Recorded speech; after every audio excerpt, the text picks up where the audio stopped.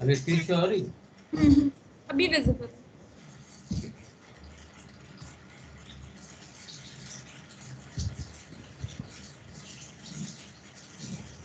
आपको ऑफिस कैसा जा रहा है? क्या? आपको ऑफिस कैसा जा रहा है? मींस ये वीक कैसा गया?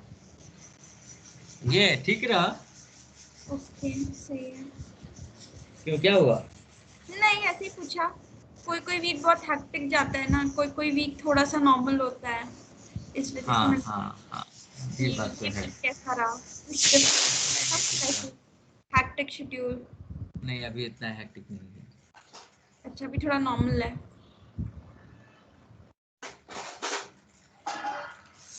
यहाँ से स्ट्रिंग पर आ जाते हैं ना। स्ट्रिंग का बहुत ज़्यादा यूज होता है।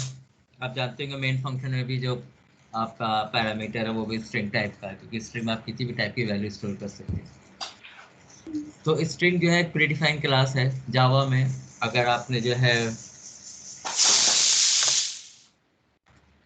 सी या सी प्लस में पढ़ा होगा तो वहाँ कहा जाता है कि कलेक्शन ऑफ कैरेक्टर्स।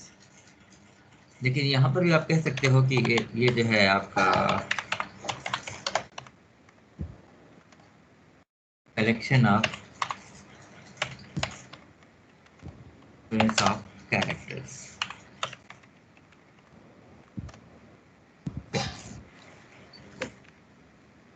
लेकिन यहाँ पर ये एक प्री डिफाइंड क्लास भी है, लेकिन जो क्लास है वो इम्यूटेबल क्लास है। इम्यूटेबल मीन्स ये है कि अगर आपने एक ऑब्जेक्ट क्रिएट कर लिया तो उस ऑब्जेक्ट में आप कोई मॉडिफिकेशन नहीं कर सकते। ओके। ठीक है, तो आप उसके पहले हम लोग थोड़ा सा समझ लेते हैं कि आपका क्योंकि ये क्लास है तो यहाँ पर जब भी वर्क करना होता है तो हमें ऑब्जेक्ट पहले क्रिएट करना होता है। तो यहाँ पर आप दो तरीके से ऑब्जेक्ट क्रिएट कर सकते हैं।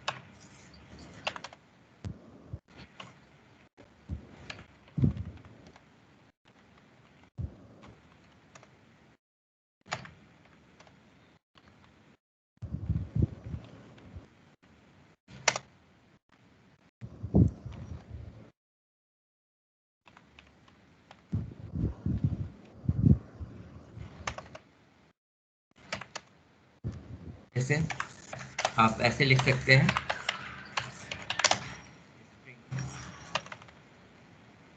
Is equal to. दूसरा ये है कि आप ऐसे भी ऑब्जेक्ट क्रिएट कर सकते हो, जैसे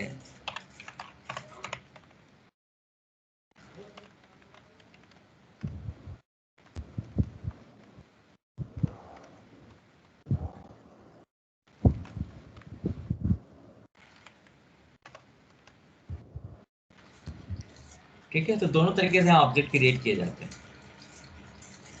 तो अब दोनों में डिफरेंस कहाँ आ जाता है, इसको समझने के लिए थोड़ा सा हमें मेमोरी आर्किटेक्चर समझना पड़ता है।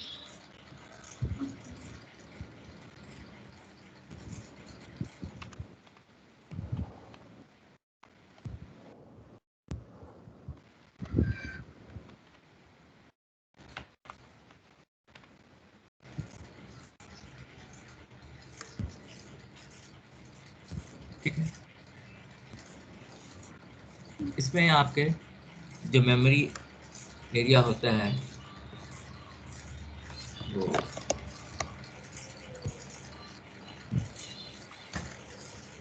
जावा आपको कई मेमोरी एरिया प्रोवाइड करता है।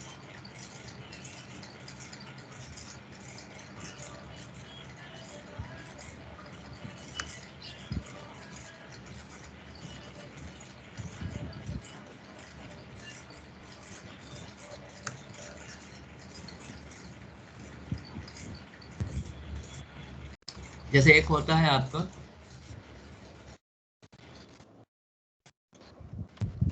क्लास और मेथड एरिया में जो है मेमोरी का वो आप कह सकते हैं पार्ट है, जहाँ पर जो आप क्लास डिक्लेयर करते हैं या सब आप मेथड डिक्लेयर करते हैं वो आपका स्टोर होता है। ठीक है। सेकंड है आपका स्टैक। स्टैक में आपका जो है जैसे आपने एक प्रोग्राम बनाया तो सबसे पहले आपने मेन को कॉल किया, उसके बाद आपने प्रिंट को कॉल किया, वेरिएबल्स को कॉल किया, तो जैसे जैसे आप कॉल करते जाते हैं वैसे वैसे इसके अंदर स्टोर होता चलता है, ये स्टैक है।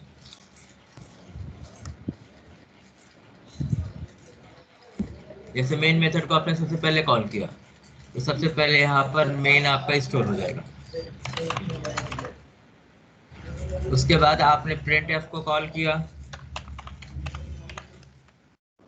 प्रिंट एफ आपका कॉल हो गया। प्रिंट एलन मान लीजिए, हाँ एलन है आपका। तो जैसे जैसे कॉल होते जाएंगे फंक्शन और आपके वेरिएबल्स, वो आपके स्टैक में स्टोर होते चलते हैं। ठीक है। दूसरा आपका आ जाता है यहाँ पर हीप।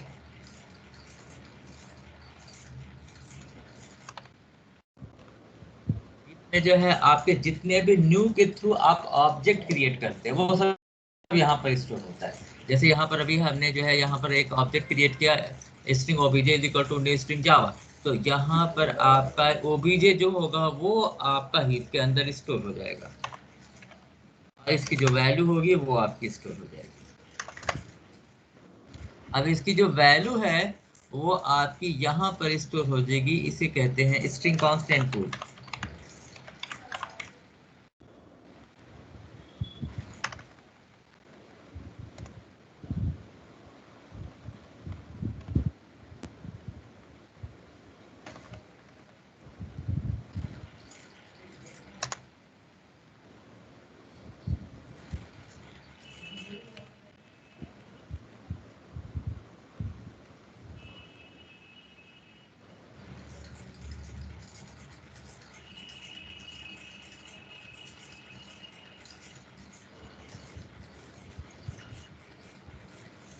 ठीक है, ये आपका हीप का एक पार्ट होता है जहां पर आप स्ट्रिंग कांस्टेंट पुट होता है, सारे कांस्टेंट स्ट्रिंग के जितने कांस्टेंट वैल्यू है वो स्टोर होती है एक लोकेशन पर।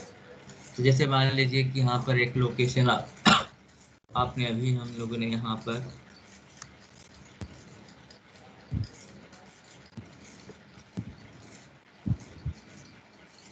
एक str वेरिएबल लिया और हेलो डिक्लेयर किया, तो यहाँ पर जो है इस मेमोरी एरिया में जो है आपने जो स्टोर किया है वो स्टोर हो जाएगा, जैसे कि हेलो, और इसका रेफरेंस स्टोर हो जाएगा str में। जिस लोकेशन पर आपकी ये वैल्यू स्टोर हुई है वो आपका हेलो के अंदर स्टोर हो जाएगी। ठीक है। ऐसे ही जो object OBJ is equal to हमने डिक्लेयर किया है जावा, तो वैसे ही जो है आपका एक एरिया आपका क्रिएट होगा, डिक्लेयर होगा इसके अंदर, और उसमें जावा स्टोर हो जाएगा।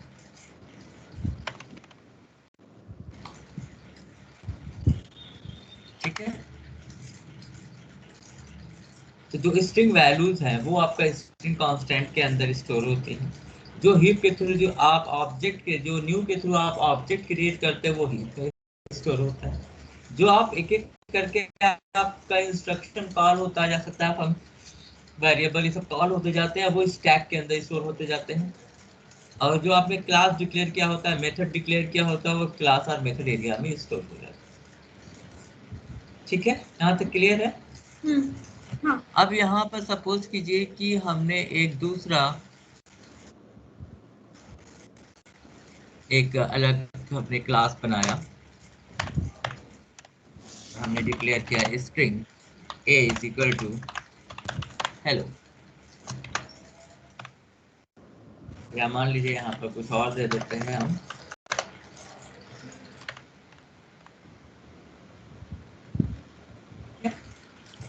अब यहाँ पर ये a हो जाएगा, a यानी आपका यहाँ पर डिक्लेयर होगा, किसमें डिक्लेयर होगा?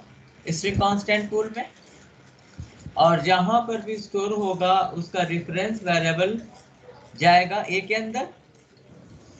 हाँ, ए हीप में स्टोर होगा और ए हीप में स्टोर नहीं होगा, ए स्ट्रिंग कांस्टेंट पूल में ही स्टोर रहेगा। न्यू के थ्रू जो आपके ऑब्जेक्ट बनते हैं वही आपका हीप में स्टोर होते हैं। ठीक है, तो यहाँ पर एक ऐसा ही एरिया जैसे जावा एक एरिया में स्टोर है, हेलो ऐसे एक जगह स्टोर है, वैसे ही जो है बॉय भी एक वर्क एरिया एक स्पेस में आपका स्टोर हो जाएगा।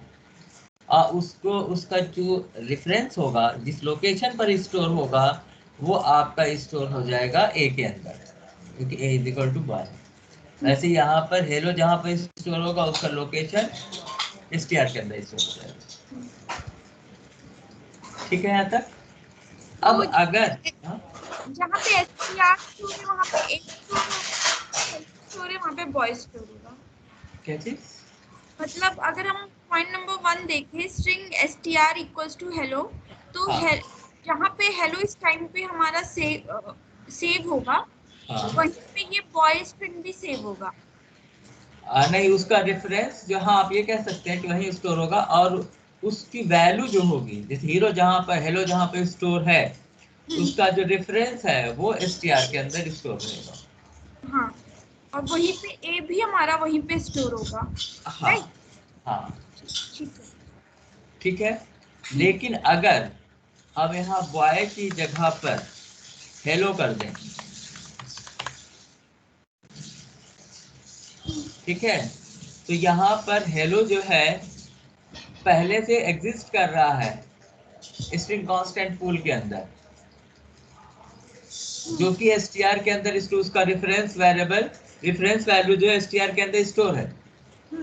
तो चूंकि हेलो पहले से ऑलरेडी स्ट्रिंग कांस्टेंट पूल के अंदर है, तो वो अलग से कोई स्पेस नहीं लेगा, बल्कि ए के अंदर वही रेफरेंस वेरिएबल आ जाएगा जो str के अंदर है। ओके, अगर वैल्यू सेम है तो वो आपका कहने की मीनिंग ये है कि स्ट्रिंग कांस्टेंट पूल में डुप्लीकेसी नहीं होती है।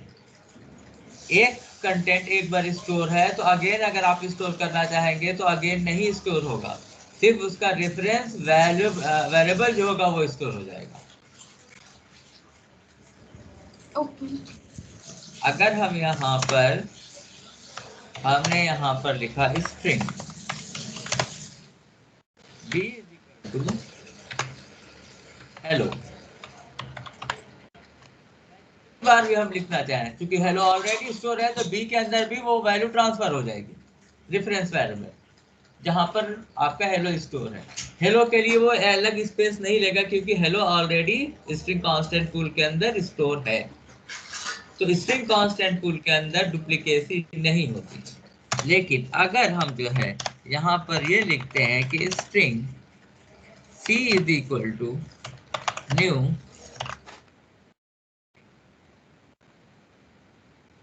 यहाँ पर हमने लिख दिया जावा, सी के लिए एक सी जो का स्टोर होगा वो स्टोर कहां पर होगा? हीप में। सी जो क्रिएट हो रहा है वो न्यू के थ्रू क्रिएट हो रहा है, तो सी जो है हीप आप में स्टोर होगा, और उसकी जो वैल्यू है जावा वो आपकी स्ट्रिंग कांस्टेंट पूल के अंदर स्टोर होगी। लेकिन आपका सी तो अपना स्पेस लेगा, ठीक है, लेकिन क्योंकि जावा पहले से ऑलरेडी एग्जिस्ट कर रहा है तो जावा अलग से कोई स्पेस नहीं लेगा।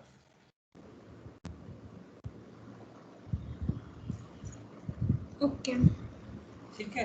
अब देखिए, जैसे मान लीजिए हम जावा ना लिखे होते,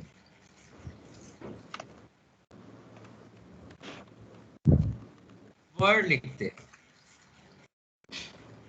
तो फिर क्या होता? सी भी अपना एक स्पेस लेता और वर्ड भी एक स्पेस इस अंदर लेकर के वो स्टोर होता।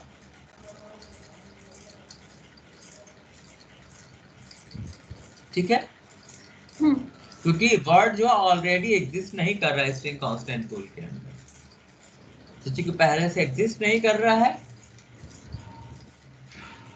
तो इसलिए जो है वो अलग से एक सेपरेट स्पेस लेगा। तो जब हम लोग न्यू के थ्रू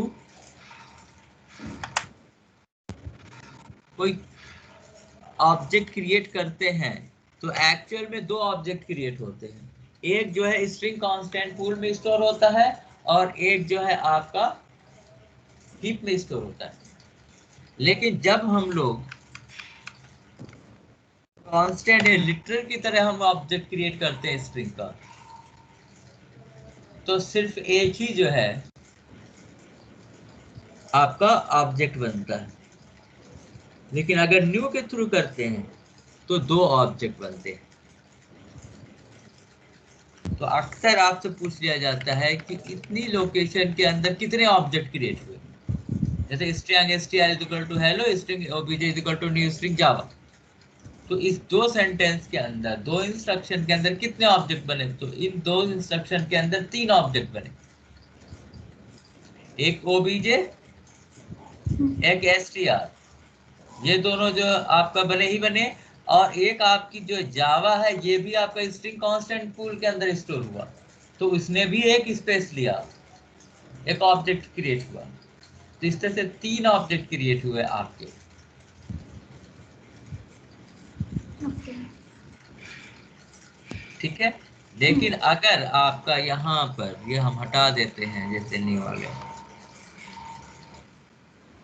यहाँ पर मान लीजिए,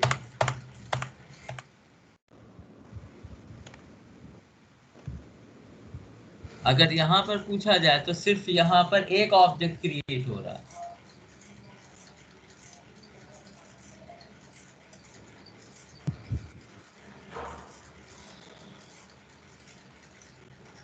क्योंकि आपका स्ट्रिंग कांस्टेंट पूल में डुप्लीकेसी नहीं होती, एक ही ऑब्जेक्ट क्रिएट होता है, उसका रेफरेंस सब में डिस्ट्रीब्यूट हो जाता है। अगर कंटेंट सेम है तो 10 आप बनाए 50 बना ले, लेकिन ऑब्जेक्ट एक ही बनेगा, सब में सिर्फ रेफरेंस आपका पास है। इसीलिए स्ट्रिंग कांस्टेंट, इसीलिए जो है स्ट्रिंग क्लास को इमोटेबल बनाया गया है। क्योंकि आपका क्या है, यहाँ पर str आपने हेलो लिखा, ये तो स्टोर हो गया, लेकिन ए के अंदर जो हेलो है ये स्टोर नहीं हुआ। हेलो के अंदर सिर्फ रेफरेंस वेरिएबल है, बी के अंदर भी str का रेफरेंस, हेलो का रेफरेंस वेरिएबल है। तो अगर आप मान लीजिए इसे चेंज कर देते हैं तो, और ये सब तो सेम ही है, ये दोनों हेलो रखते हैं, इसको आप चेंज कर देते हैं तो इसी का रेफरेंस वैल्यूबल तो दोनों के अंदर है, तो दोनों की वैल्यू भी सेम चेंज हो जाएगी। इसीलिए आपका स्ट्रिंग इम्यूटेबल है, क्योंकि आप इसे चेंज नहीं कर सकते, क्योंकि एक में चेंज होगा तो सब चेंज हो जाएंगे। ओके। क्योंकि सब में उसी का रेफरेंस वेरिएबल पास हुआ किया गया, इसीलिए इसको इम्यूटेबल बना दिया गया कि आप इसे चेंज कर ही नहीं सकते। और अगर आप ट्राई करते हैं चेंज करने की कोशिश करते हैं चेंज करने की, तो आपका जो एक नया ऑब्जेक्ट बन जाएगा, पुराने ऑब्जेक्ट में चेंज नहीं होगा बल्कि नया ऑब्जेक्ट आपका क्रिएट हो जाएगा। ठीक है, तो इसको करके देखते हैं।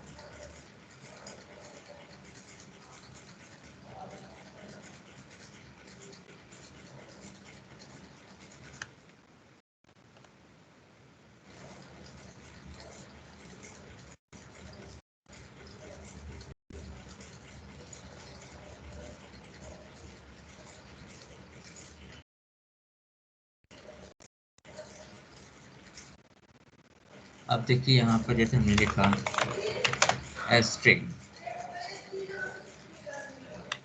x is equal to,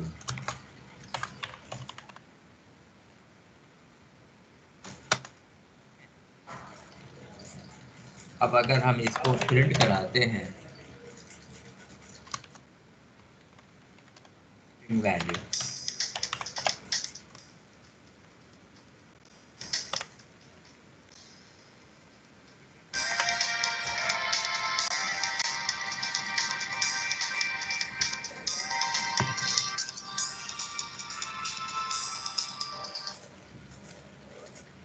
hello,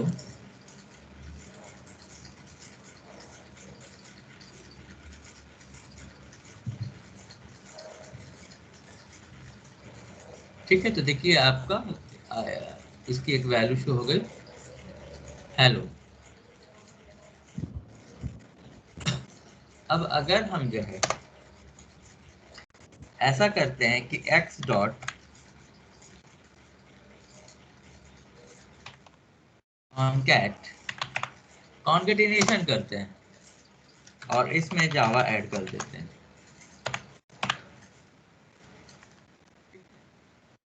और फिर से जो है हम x की वैल्यू को प्रिंट कराते हैं।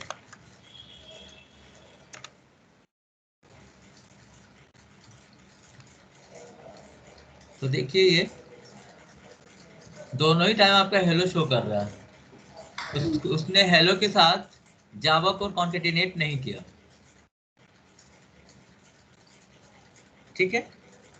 अब अगर हम जो है ऐसा करें,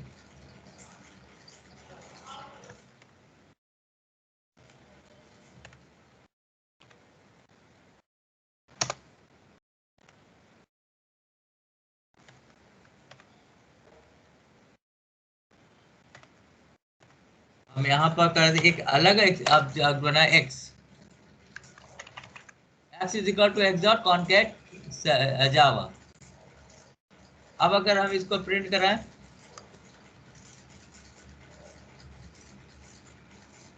तो अब देखिए प्रिंट कर देगा, क्योंकि पहली बार जब हमने कॉन्कैट किया तो हमने इसी के अंदर मॉडिफिकेशन करने की कोशिश की, उसी वैल्यू में जावा को ऐड करने की कोशिश किया, तो वो आपका नहीं हुआ और आपका जो वैल्यू पहले से थी वही उसे प्रिंट कर दिया। लेकिन जब हमने एक वेरिएबल के इज इक्वल टू हमने कर दिया, तब उसने एक नया ऑब्जेक्ट बनाया और उसके अंदर कॉन्केटिनेशन की वैल्यू स्टोर कर दी और उसने उसके बाद वो प्रिंट हो गया। तो हम ये x equals to x dot concat किए, वहाँ पे हम कोई भी वेरिएबल ले सकते हैं, मींस a b कुछ भी c। ले सकते हैं आप, कुछ भी ले सकते हैं।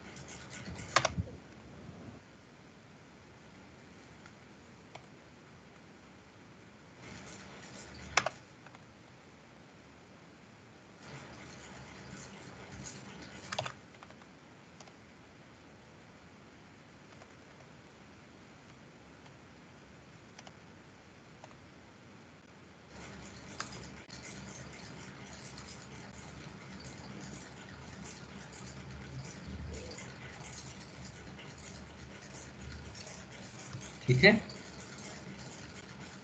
तो वो नया वेरिएबल बना देगा, नया ऑब्जेक्ट बना देगा, ओके। ठीक है।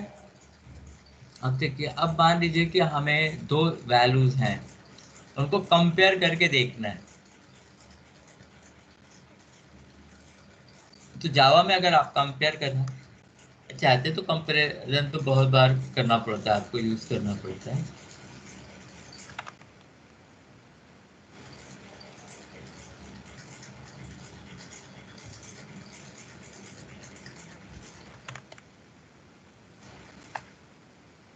यहाँ पर देखिए, जैसे मान लीजिए कि हमने लिखा a इज इक्वल टू, ठीक है, string b is equal to new,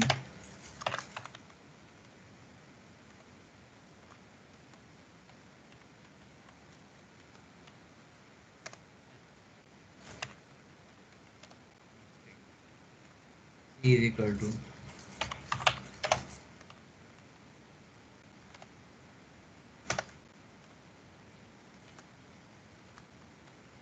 अब मैं सेम वैल्यू पास करता हूँ।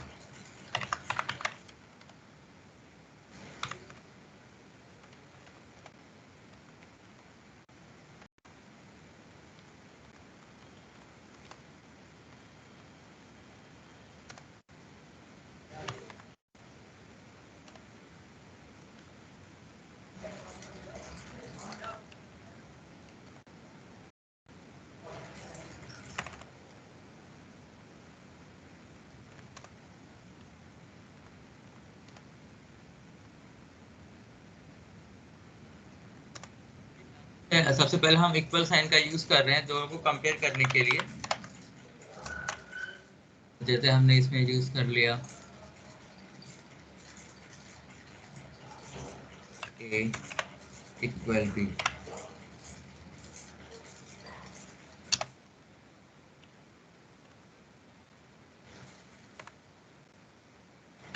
इक्वल साइन के थ्रू हम कंपेयर करने की कोशिश कर रहे हैं। a is equal to b, b is equal to c, okay, और c is equal to d, is equal to b, d is equal to a।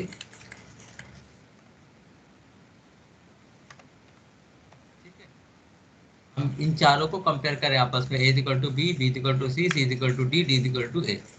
ठीक है, इसका रिजल्ट देखते हैं। देखिए आपका चारों में सेम वैल्यू है, चारों में ही हेलो है आपका। अब हम इसको एग्जीक्यूट कराते हैं। अब देखिए यहाँ पर इक्वल साइन सब फॉल्स आया। a is equal to d, d को तो फॉल्स नहीं आना चाहिए था, फिर भी चेक करते हैं।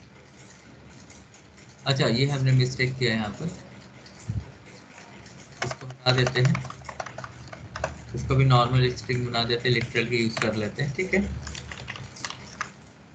रन करा के देखते हैं।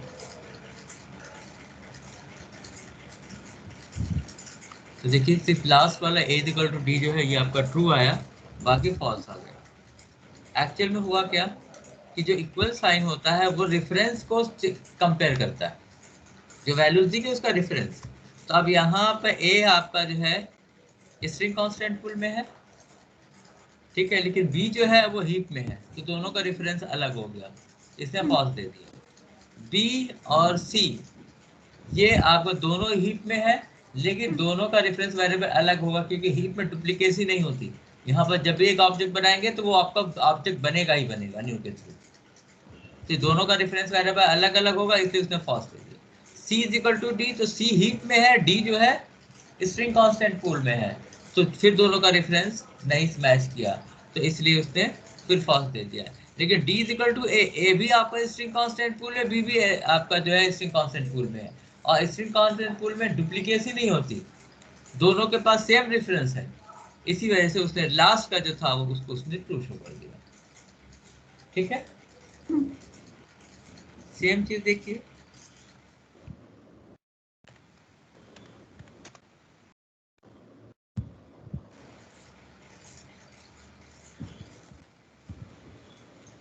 अब जो है हम लोग यूज कर लेते हैं, जावा आपको प्रोवाइड करता है इक्वल्स मेथड, इसके थ्रू भी आप कंपेयर कर सकते हैं दो स्ट्रिंग को, क्योंकि अभी जो आपने इक्वल साइन देखा तो उसमें देखा कंटेंट तो सेम था, लेकिन रिजल्ट फॉल्स आ रहा है।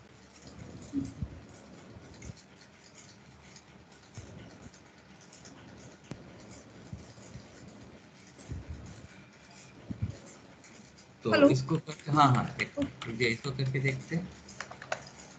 डॉट इक्वल्स बी,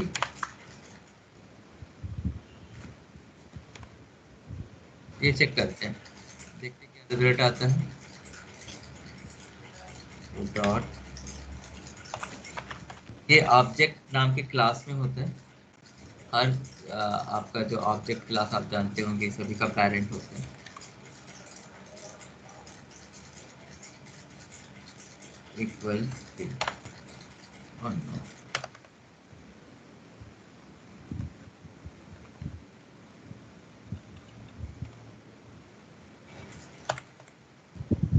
ठीक है, इस ब्रैकेट और ठीक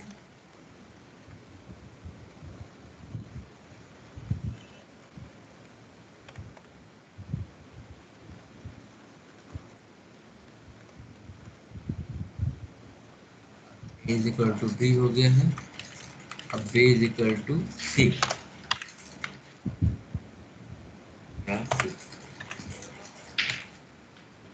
और C is equal to D। तो यहाँ पर C कर दिया, यहाँ पर D is equal to A कर दिया। ठीक है, ये हो गया, यहाँ पे D कर दिया और यहाँ पर हमने C कर दिया। तो A equal B, D equal C, C equal D, D equal A, इस तरह हमने कर दिया। यानी अब हम इक्वल साइन का यूज करके हम चेक करने की कोशिश कर रहे हैं कि जो दोनों हमने इनपुट किया है वैल्यू सेम है या नहीं। तो यहाँ पर देख लीजिए, तो देखिए आपका सभी ट्रू आ। तो कोशिश कीजिए कि जब भी आपको दो स्ट्रिंग को कंपेयर करना हो तो हमेशा इक्वल का यूज, इक्वल फंक्शन का यूज करें, साइन का यूज ना करें, क्योंकि इक्वल फंक्शन जो है वो आपका जो कंटेंट है उसको कंपेयर करता है, लेकिन जो इक्वल साइन है ये रेफरेंस वेरिएबल को आप कंपेयर करता है।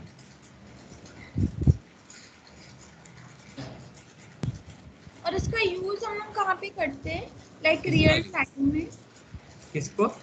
ये वाला जो अगर प्रोग्राम है स्ट्रिंग का इक्वल्स का, ये हम लोग इक्वल साइन की इक्वल फंक्शन, हाँ दोनों ही बेसिकली रियल टाइम में हम लोग जब हम लोग को किसी अपना प्रोग्राम लिख रहे हैं जहाँ पे कंपैरिजन करना है स्ट्रिंग में, हाँ कंपेयर करना होगा वहाँ यूज होगा। वहाँ पे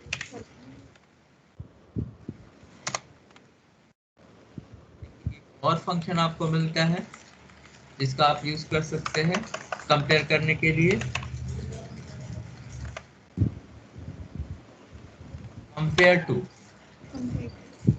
ठीक है, कंपेयर टू का काम कुछ इस तरीके से करता है ये।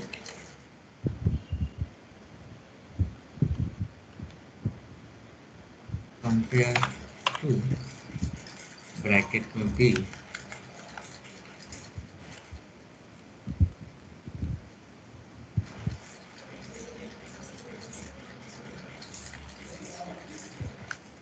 यहाँ पे इसे कंपेयर करना है तो आप ऐसे कीजिए,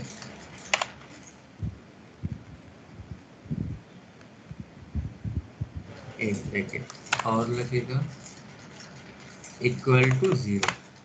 एक्चुअली ये आस्की कैरेक्टर को यूज करता है, चेक करता है। 1 2 3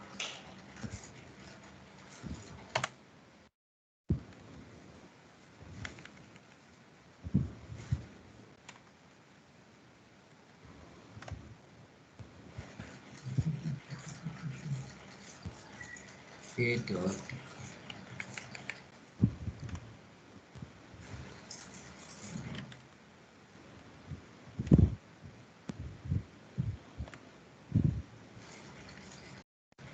एक दो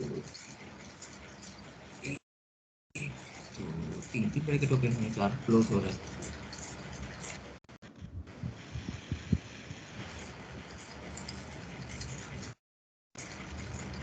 कंपेयर लिखना है,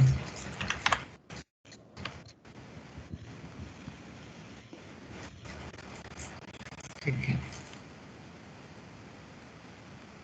यूज कर लेते हैं।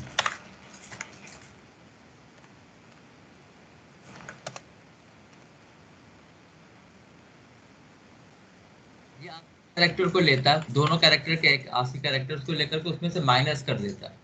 तो अगर माइनस करने के बाद 0 वैल्यू आती है मतलब दोनों इक्वल हैं।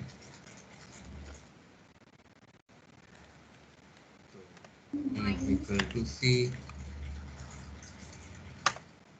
D is equal to C compared to D and D compared to A compared to D, D compared to D and C। ASCII character जानती है, जैसे A है, कैपिटल A है तो उसका 65 होता है, कैपिटल Z का 90, स्मॉल A का 97, स्मॉल Z का 122। तो वो उनकी वैल्यूज को माइनस करता है, जो भी आपके दो वर्ड हैं उनकी जो भी आस्की वैल्यूज हैं उन दोनों को आपस में माइनस कर देता है। अगर दोनों सेम होंगे तो उनके माइनस करने के बाद 0 आएगा। तो अगर 0 आ रहा है मीन्स दोनों वर्ड जो है सेम, तो वो इस तरीके से वर्क करता है। तो 3 तरीके से आपके पास 3 ऑप्शन है, इस तरह से आप जो है कंपेयर कर सकते हैं दो स्ट्रिंग को।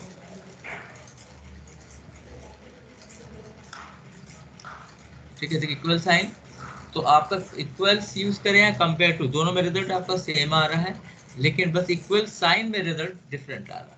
तो इसलिए जहां कहीं भी आपको ऐसी रिक्वायरमेंट हो, कहीं दो वर्ड अगर आपको कंपेयर करना है, तो या तो इक्वल्स का यूज कीजिए या कंपेयर टू का यूज कीजिए। तो वर्ड का अगर कंपैरिजन करना है तो कंपेयर टू और इक्वल। ठीक है, तो अगर इस प्रोग्राम में हम ऊपर जाए, ए डॉट, आपने लिखा कैसे, A dot compare to B, तो आपने ये वेरिएबल पहले ये स्ट्रिंग इनिशियलाइज किए स्टार्टिंग में ही, और हाँ, और उसको यूज करते हुए हमने ये साइन और इक्वल्स टू और कंपेयर टू वाले फंक्शंस को देखे। हाँ तो ये बेसिकली स्ट्रिंग को कंपैरिजन कर रहा है। हाँ, स्ट्रिंग का सबसे ज्यादा यूज होता है। स्ट्रिंग और कलेक्शन दो ऐसी चीज है जावा में जो कोर में बहुत ज्यादा यूज की जाती है। क्या? स्ट्रिंग और कलेक्शन, कलेक्शन। ये दो आपके हमेशा ही आपके यूज होते हैं, क्योंकि सारी चीजें आप स्ट्रिंग में कोई भी चीज कन्वर्ट करके आप इजीली वर्क कर सकते हो, स्ट्रिंग में कोई भी चीज आप स्टोर कर सकते हो। तो इसलिए मोस्टली वर्क जो स्ट्रिंग में होता है, और स्ट्रिंग के बाद कोई चीज है तो आपका कलेक्शन है जिसका बहुत यूज होता है। अब नेक्स्ट हम लोग आगे बढ़ते हैं, कुछ प्रोग्राम देख लेते हैं। इसको एक बार आप मेरे को और समझाओगे? ए कंपेयर टू बी जो कर रहा है, और ये जो हमने लिखा है ना plus A dot compare to B, तो ये कॉन्कैटिनेशन के लिए यूज किया है क्या? कॉन्केटेनेशन कहाँ फंक्शन है, कॉन्केटेनेट फंक्शन कहाँ है, तो कंपेयर का है ना, कंपेयर टू। हाँ, तो इसमें ये जो प्लस है, मतलब ये वे है क्या राइटिंग का मतलब? क्या तो ये प्लस? हाँ हाँ, ये तो भाई कोई भी वैल्यू डिस्प्ले करानी होती है तो प्लस तो हम लोग करते ही ना, तो स्ट्रिंग को कॉन्केटिनेट करना होता है। हाँ ये तो बहुत पुराना हो गया भाई। हाँ, वो वही मैं कंफर्म करती कि जो प्लस है ये हम कॉन्कैटिनेशन के हाँ लिए हाँ यूज करते हैं हाँ ना। हाँ। ठीक है। प्रोग्राम्स कर लेते हैं स्ट्रिंग पर, क्योंकि स्ट्रिंग पर बहुत क्वेश्चंस आते हैं।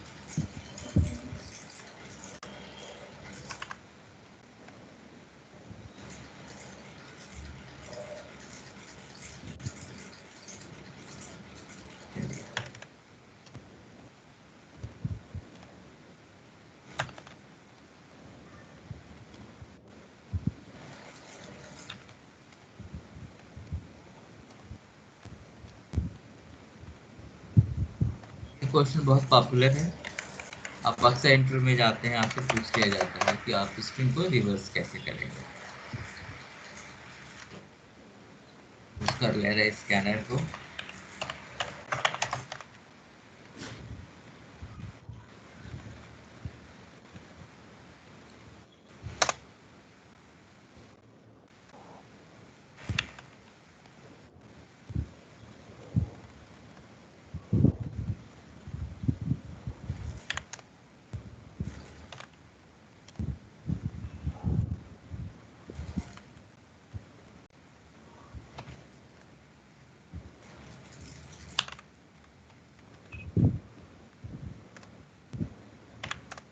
हमें इसे रिवर्स करना है, तो एक्चुअल में स्ट्रिंग जो है वो आपका कलेक्शन ऑफ कैरेक्टर्स है, या आप कह सकते हैं एरे है।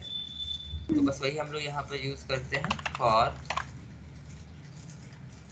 पहले लेंथ निकाल लेते हैं कि लेंथ क्या है। तो लेंथ के लिए आपको एक फंक्शन प्रोवाइड करता है स्ट्रिंग लेंथ। तो हमने ले दिया len is equal to str dot length. तो लेंथ से जो है ये आपका लेंथ आप मालूम कर सकते हैं कि क्या लेंथ है स्ट्रिंग की जो इनपुट की गई है। अब उसके बाद आपको उसको रिवर्स करना है, तो आप इस तरह से लिख सकते हैं int i is equal to, क्योंकि ये एरे है तो जीरो से स्टार्ट होता है, तो अगर 5 कैरेक्टर है तो 4 तक ही जाएगा, तो इसलिए यहाँ पर लिखा जाएगा l लेन -1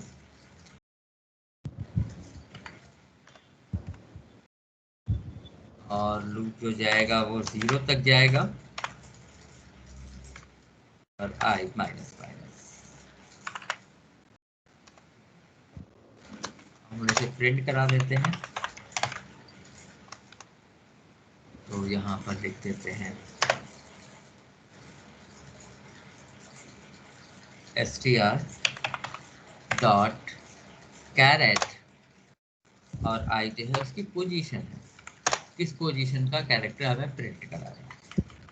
तो यहाँ पर देख लीजिए बहुत सारे फंक्शन आपको प्रोवाइड करता है जावा आपको स्ट्रिंग के लिए। तो जैसे देख लीजिए, जैसे आपका लेंथ हो गया, ये आपका जो है लेंथ बताता है कि आपका जो स्ट्रिंग इनपुट की गई है आप उसकी लेंथ नंबर ऑफ कैरेक्टर मालूम कर सकते हैं लेंथ के थ्रू। कैरेट है, इसके थ्रू आप किसी भी पोजीशन पर कौन सा कैरेक्टर है वो मालूम कर सकते हैं। आपको जो है कैपिटल में करना है या लोअर में करना है तो उसके लिए आपका जो है यूज़ कर सकते हैं।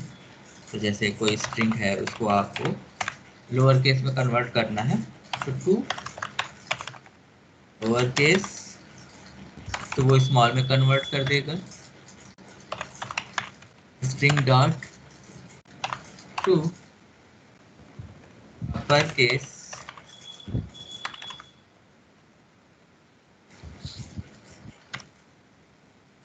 और आपको किसी भी वैल्यू को स्ट्रिंग में कन्वर्ट करना है तो स्ट्रिंग डॉट वैल्यू ऑफ तो आपका स्ट्रिंग में कन्वर्ट कर देगा। कोई भी वैल्यू आप स्ट्रिंग ऑफ में दे दीजिएगा कोई वैल्यू तो वो स्ट्रिंग में कन्वर्ट हो जाएगी।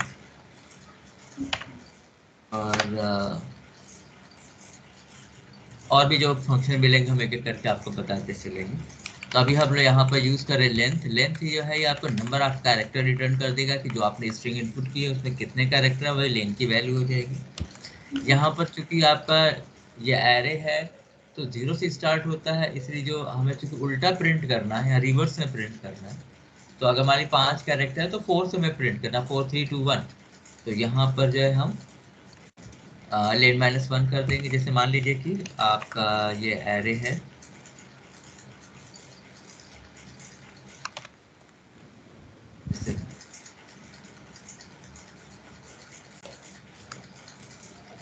जैसे मान लीजिए कि ये एक हम एरे हम स्ट्रिंग ले रहे हैं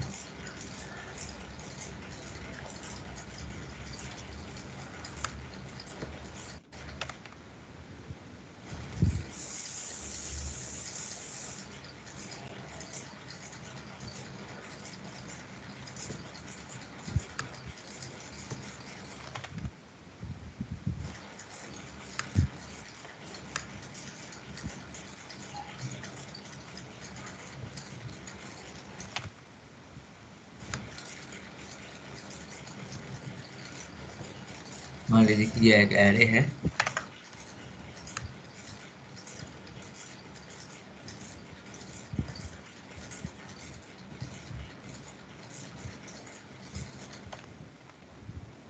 स्ट्रिंग इनपुट कर रहे हैं जैसे हमने कहा हेलो प्रिंट किया।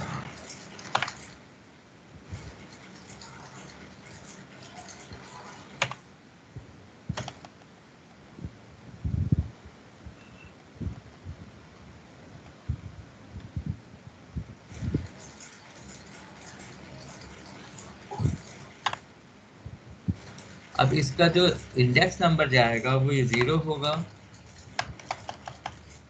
1 होगा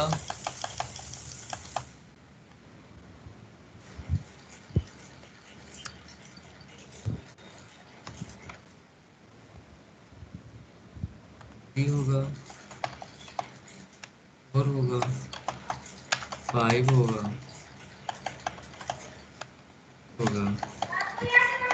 और 7। ठीक है, तो अगर आप लेंथ निकालिएगा इस स्ट्रिंग की तो लेंथ की वैल्यू क्या हो जाएगी। हेलो हेलो हाँ जी मैं देख रही हूँ। हाँ, इसमें कितने कैरेक्टर है कैरेक्टर 1 2 3 4 5 5 है, तो लेंथ जो हो जाएगी वो 5 हो जाएगी। राइट। लेकिन हमें प्रिंट कराना, मान लीजिए इसको रिवर्स में, तो पहले ओ प्रिंट कराएंगे, फिर एल, फिर एल, फिर ओ ई, फिर एच। तो हमें प्रिंट कराना है 4 से, तो हम लोग यहाँ पर लिखेंगे i equal two lane minus 1, क्योंकि लेंथ है तो 5, लेकिन हमें प्रिंट कराना है 4 से।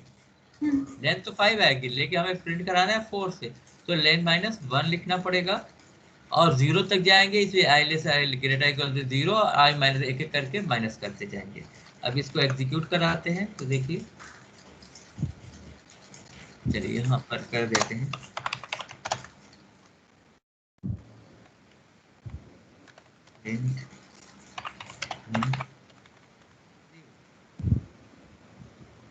अब इसको एग्जीक्यूट करते हैं।